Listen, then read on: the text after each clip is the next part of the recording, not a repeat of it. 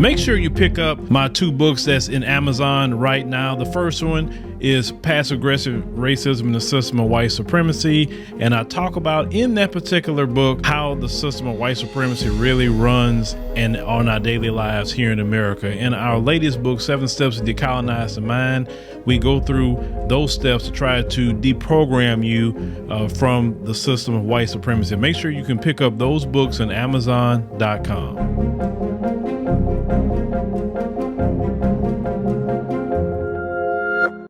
Hello everyone, it's me, Demetra Kaye of the Demetra Kaye Show here on YouTube and a proud contributor of the African Diaspora News Channel. If you could please do me a favor and subscribe to all channels and like this video, I would greatly appreciate it. So just recently, Herschel Walker, who is running for the Senator of Georgia, sat down with Nightline's Lindsay Davis, and they were basically talking about the new developments in regards to him paying for a deletion of a child from his ex-girlfriend back in the day. And so he basically said none of it is true, this, that, and the other.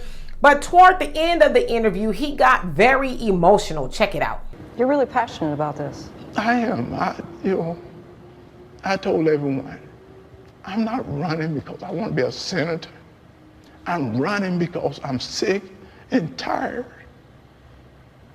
People are dying. People can't eat because of the people in Washington, what they're doing to people. And then they lie. This is not a new normal.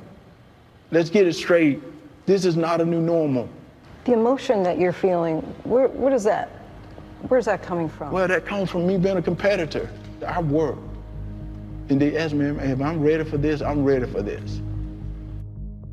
So as you heard him say, you know, he's emotional because he feels bad about how people are living, people can't eat, and it's due to what's going on in Washington. He also said because he's very competitive, and he ended with, I am ready for the job. And so as I was watching that, I you know, this is going to sound really weird, I kind of felt sorry for him, like sad, you know, for one, to see him cry, but because I can't really put my finger on what is the appeal for people to vote for Herschel Walker other than, you know, they want to get rid of the Democrats and he's a black guy and he's kind of a token for the Republicans. And then it hit me when I watched that. I said, okay, he seems like a very personable person, if you will. And I think he has the ability to maybe tug on the heartstrings of people. Now, of course, he's not the brightest person ever, and maybe not even next to the brightest person ever, but, you know, I think he's got that appeal to emotion. And I think that's why he is so close to that of Ralph Warnock, the current senator who is, you know, trying to keep his seat there in Georgia. I really think that's what it is. I think he's able to appeal to people's emotions.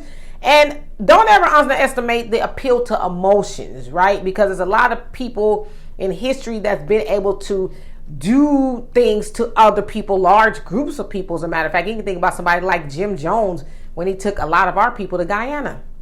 He appealed to their emotions.